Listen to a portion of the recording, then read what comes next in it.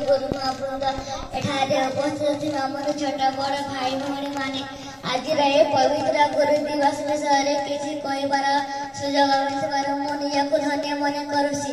1888 मसीहा सेप्टेम्बर 5 तारिख तमिलनाडुर तिरुचानी गाँव में जन्मग्रहण करथिले डॉक्टर सर्वपल्ली राधाकृष्ण।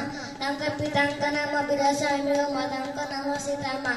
से थिले एकाधारे जने शिक्षक दार्शनिक और कूटनीतिज्ञ। शिक्षा प्रति थिबा तांका अवदान को मने रखिबा पई तांका जन्मदिन को गुरु दिवस भावे पालन कराଯାଏ। 1962 मसीह से भारतर द्वितीय राष्ट्रपति हेले। राष्ट्रपति थिबा समय बहु छात्र छात्री जन्मदिन पालन करने कहते मात्र से जन्मदिन पालन करने को मना करथिले। एतिकी कहि मु मोर वक्तव्य शेष करछि।